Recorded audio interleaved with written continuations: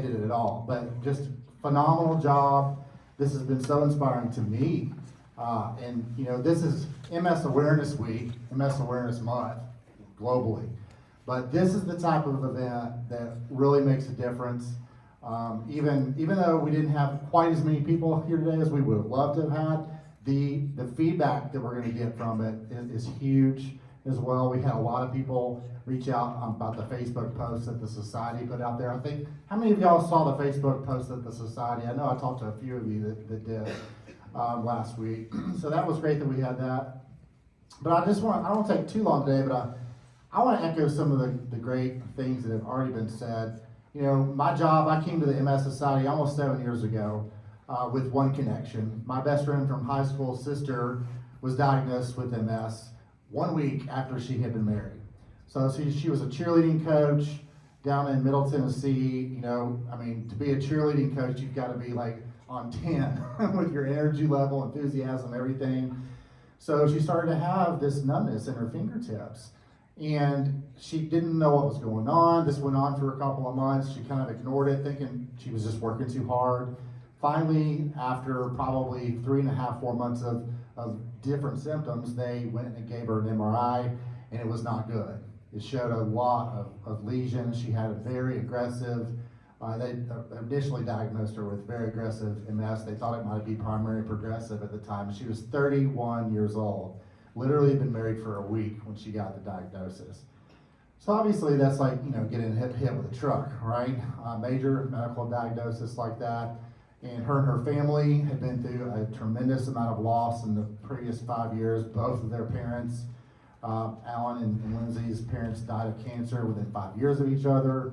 And this is what inspired me to get involved. It was just such a gut punch because that family and I had been so close. I just wanted to get involved and do something.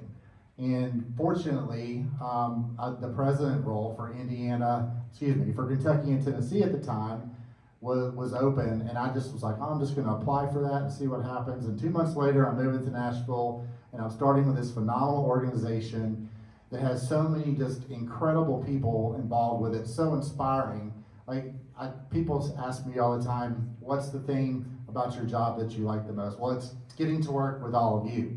I'm the one that gets inspired every day. There's not a day that goes by that I don't wake up and I'm excited about going to work because I get to meet great people. I get to try to help people in their journey, especially the newly diagnosed. We've had a lot of that these last few years. In 2020, when the pandemic hit, it hit us all. It hit the nonprofit community extremely hard. The MS Society, we lost close to $60 million that year because we had to cancel all of our events. And Indiana was everybody was affected by it, but Indiana, Kentucky, and Tennessee formed a new chapter at that point. Heather Donegan over here was our programs and services manager here in Indiana for a long time, 14 years were you with the society? So she was one of those people that was affected by the layoffs that we had to do just to keep things going. First of all, I just want to thank you for all your work that you did for so long. We hope we can get you back soon. I'm going to do what I can do to help with that too. But it was a really hard time for us, and we had to make this big shift. And I got a phone call telling me what had happened to all my friends. I had lost a lot of my friends were impacted by this, and that I was going to be leading to this new chapter that we were forming.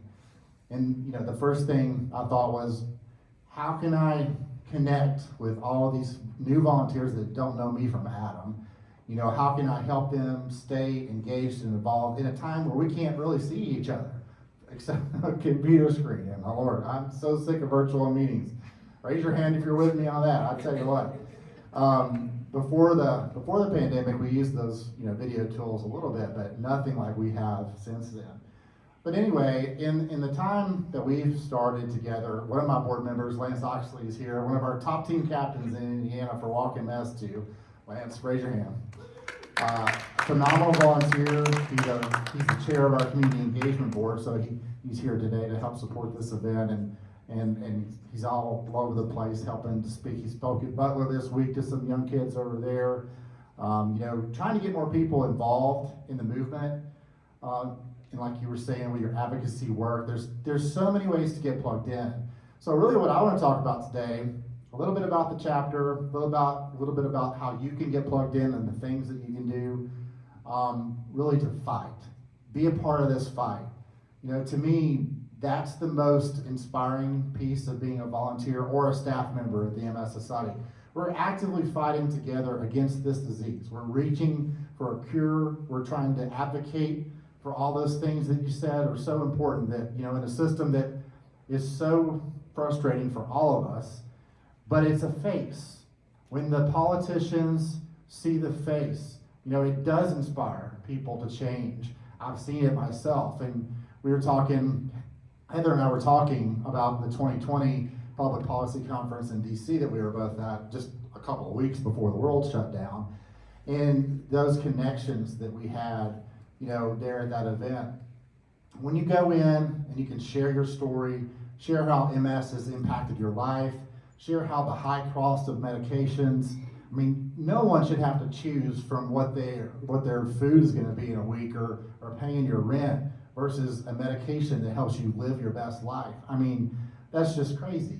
So everybody can be an advocate. Everybody can sign, you know, scan that little code that Ashlyn had up there a little while ago and join the advocacy movement.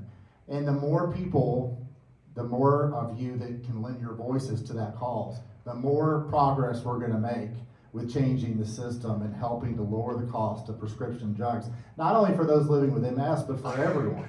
This is one of the things, you know, I get so excited when I hear the researchers up here talking about the work they're doing, the things that I read online about it. And by the way, go to the National MS Society's website. It is a treasure trove of information. You can spend all day on there.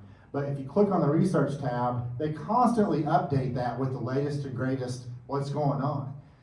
And that, I mean, talk about inspiration. And I feel like we're living in the age of Star Trek from some of the things that they're doing now that are just phenomenal.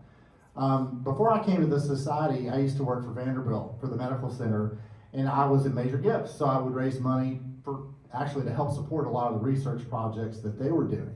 So it gave me a little bit more of an insight into that world, and one, how expensive all of it is. I mean, they spend hundreds of thousands of dollars on test tubes just to do the testing and run the research and all the things. But one of the things that really stuck out to me, and I carry it with me all these years later, one of the first researchers I sat down with, he said that we're in a scientific revolution, much like the Industrial Revolution. And it's such an exciting time because there's so many breakthroughs that are happening with the genetic code, just the stem cell stuff that's going on right now. It's so inspiring. And, you know, it's not like you're up here talking about false hope. This is really going on. Like, in my lifetime, I 100% believe we are going to see some major change for a lot of these diseases that have plagued us for so long. MS, Alzheimer's, cancer, I really do believe it. And looking at how fast the medical community responded to COVID with the development of the vaccine, the new technology that had been around for 30 years but not got enough funding, so until this happened, it really raised the level of awareness of how important that is. And one of the silver linings, you know, I try to look at things from a glass half full perspective. You know, one of the silver linings of the pandemic to me is that we actually showed DC how important it is to have that research funding, especially for events like this. So, how can you get involved? Well, a little bit about our chapter. We raised about $3.5 million in the 3 states through events, through individual personal donations, mostly through events for our walk programs and our bike programs that we give back to the cause. So the National MS Society has raised and donated over $1 billion. I think it's $1.03 billion to date in research. We're the global leader in research funding for multiple sclerosis. And we recently launched a new campaign. It's kind of an extension of our original research campaign, but it's called Pathways to a Cure. And we've really started to embrace the term cure. We've always talked about, you know, stopping MS in its tracks, restoring the damage that's been done, and eventually finding a cure. But Cindy Zagubuelo, our CEO and leader of our organization, really felt like it was imperative that we start talking more forcefully about cure, because that's why we're here. We're not here to just find the 27th treatment for your MS. I mean, it's wonderful that we have those. When I started 7 years ago, there were 16 FDA-approved treatments, and today there's 26, I believe, and I think there's a couple that are about to be approved. I can't even keep up with it. That's why I go to the MS Society website all the time. They keep up with it because they post the updates there.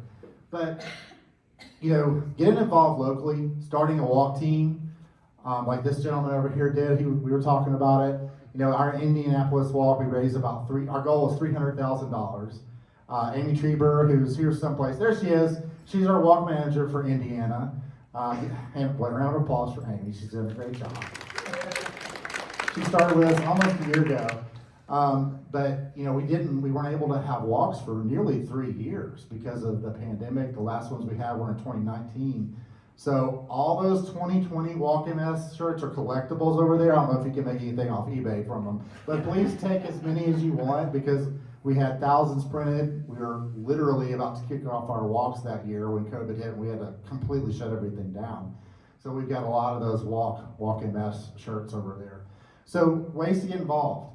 The advocacy piece you've already heard is incredibly important. That's a really easy way to do it. Start a walk team. Get your friends and family involved. Raise some money. Raise awareness while you're doing it. If you're comfortable sharing your story, if you know others that live with MS that aren't out about that yet, encourage them to think about it. I mean, it's obviously a personal decision, and I don't even know how I would feel about it. But when you do that, it makes a difference. People see what you're going through. They want to try to help. You help inspire other people, whether you even realize it or not. And that's one way you can really make a difference and be involved. Let me give you an example. Several years ago, I met a volunteer whose husband worked with my dad in a big CPA firm in Nashville. And his wife had been diagnosed with MS, I guess 2 years prior. She really hadn't come out about it, hadn't been public with it. Not even many of her friends knew about it. But she made a decision that she wanted to get more involved with it. My dad was having a conversation telling his buddy at this firm that I was starting as the president of the chapter and I was moving to Nashville. It was one of these really random things that just happens in life sometimes. So she reached out to me. We went and had lunch, and her name was Tracy. And she was like, Dave, I don't know how to fundraise. Like, we have these requirements that if you're on the board of trustees, you've got to raise a lot of money. You've got to get other people to raise money. Just bringing people into the movement is a huge piece of the puzzle to help us get to the cure. So that's what we're all about, is bringing people into the movement. And she was like, tell me, how do I do this? How do I raise money? So I just walked her through it. I said, you start your walk page, you put your personal stuff on there, you send it out to the people you're connected with. So she got on her Facebook page the next week, posted it on there. She ended up being the second top team in the Nashville Walk her first year, and was just completely blown away by the level of support she got. The accounting firm, I think they had about 60 people come and support her walk team.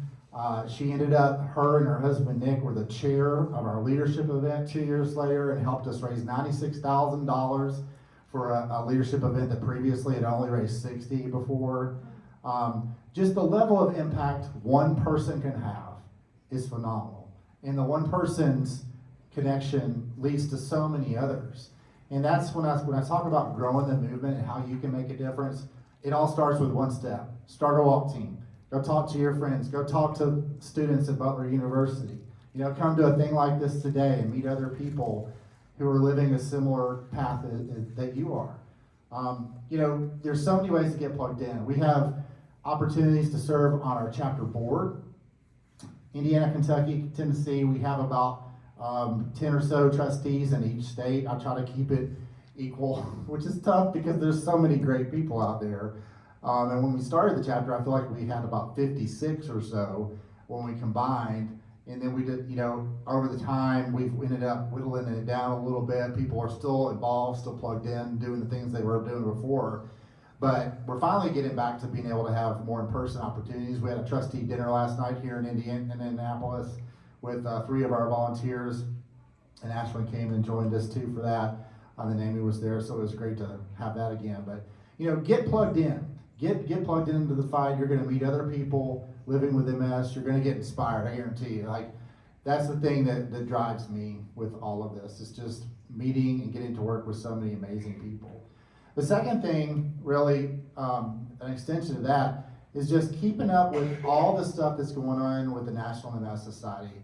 I have never worked for an organization that has more passionate people, and it's not a job. Like, this is a mission. It literally is a mission. I call it our MS family, because it truly is. You develop really deep relationships with not only your staff people, but with your volunteers. I tell people all the time, I came to the organization with one connection to MS, and now I've made so many dozens of what I feel like are going to be lifelong friends through this journey. And I hope one day we can come to an event, and when we're not trying to raise money, where we're celebrating, celebrating a cure, celebrating the end of MS. And what does that look like? We don't know yet. I think it's quite possible that we could have some type of vaccine, maybe that even comes from the technology that developed the COVID vaccine, that will help prevent it. I think there's a lot of people really looking at that now. Is the prevention going to be something that really turns the tide in all of this? And then, like the question I asked earlier, is how do we restore? That is such a big piece. I mean, can you imagine if one day we could find some way to utilize the stem cell technology or whatever it might be to restore the impairments that many of you have living with your MS, the myelin, or even if it's Alzheimer's, getting those brain waves to click again and healing. It's like a miracle, when you think about it. That's what we're just all striving for. But here in the chapter, again, we raised about $3.5 million. We're really rebuilding from where we were in 2019. We had really come a long way. We went from being individual chapters before 2017 to one national organization. We saved millions of dollars and became much more aligned with our branding, with our tools, with Heather and I were talking about this earlier, with all the things. Our fight against MS became a lot stronger when we did that. I think when we went from like 36 chapters, all of which had separate budgets, all of which had separate boards that governed the budgets, it was just, as you can imagine, a lot to navigate. But we ended up merging into one national budget. It saved us like $4.5 million, I believe, during that transition. I mean, that's a lot of money you can put towards research. In fact, we just invested for this fiscal year a little over $7 million in new research projects. So in our chapter currently, now this changes all the time, but we have about $1 million at Vanderbilt with one of our researchers in Nashville. Prior to that, we've had research investments here in IU, I think at Purdue as well. We've got an active research grant at University of Kentucky right now. We had an active research grant with St. Jude's, actually, Memphis, who knew? But it's like a lot of the research is transferable that happens with different diseases and different researchers. I learned so much about this all the time. But it's a constantly evolving situation. I think it's upwards of 500 applications a year for grants from researchers. So we literally can't raise enough money to fund all the things we would like to fund. I have a mentor, it's not really a mentor, it's my peer partner in the Senior Leadership Management Group. We have a group of about 60 of us that are leaders of the society, and Cindy teamed us up with each other this year so we can kind of stay in contact and learn something. So I'm teamed up with Doug Landsman, who helps to run our global research initiatives. The smartest guy, one of the smartest people I've ever known. Like, he talks way up here. I get about 1 out of 3 words that he says, I understand. But he's always telling me, we partner on a global scale with people all over the world. So it's not like siloed out. Like, we're really learning a lot in the research that's being done. Everyone shares this information, which is different than it used to be done 20 years ago. This is kind of a recent development. And it's so cool that the MS Society is a leading partner in this work, and that we're navigating this with thousands of researchers across the globe. It only takes one of those grants to turn the tide. Doug and I were saying, what if the 501st application that we couldn't fund, what if that was the cure to MS?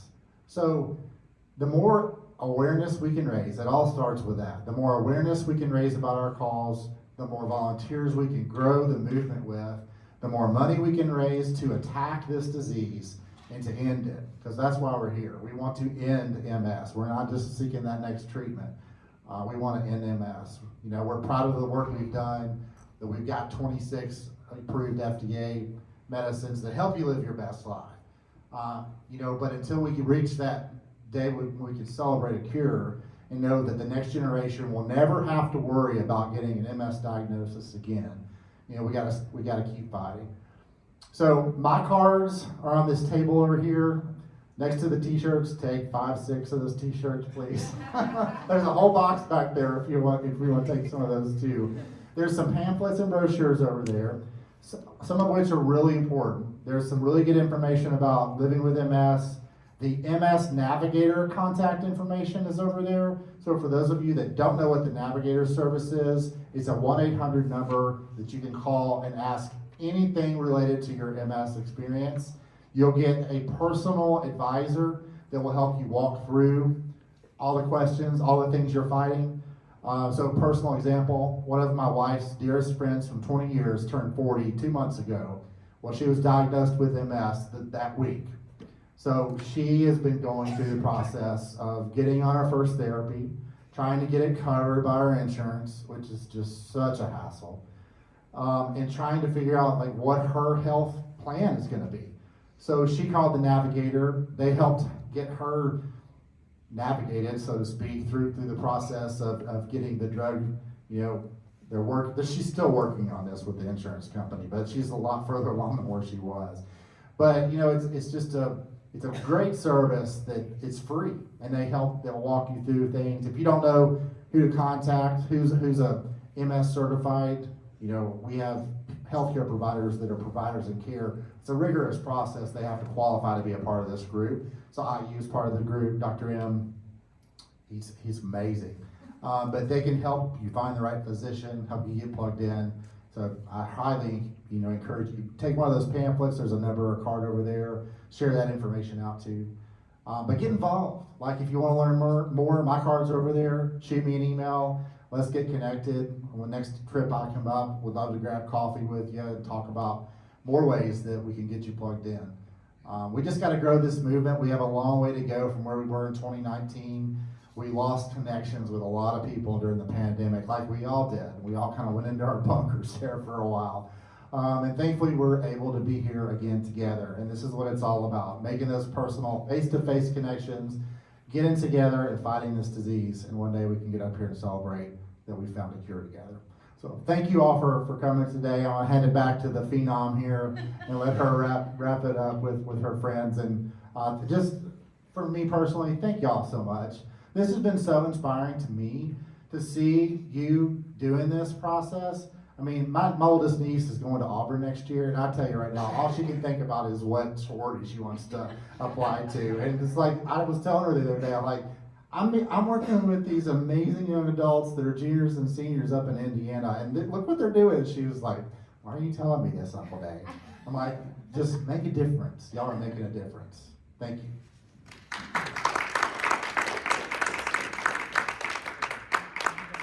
Thank you so much, David. It really means a lot for you to hear you say that.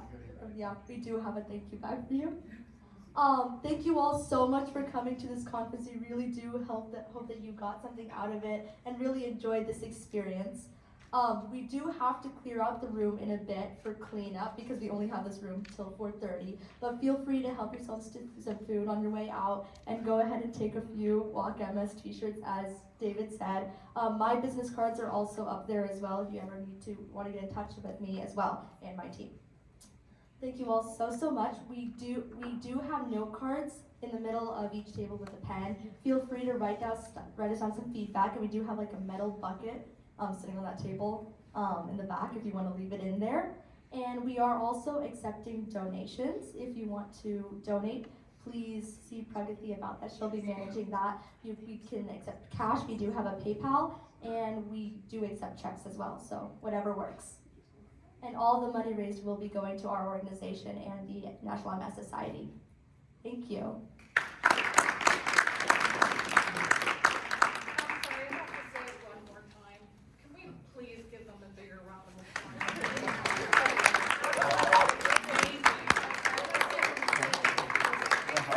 That was important.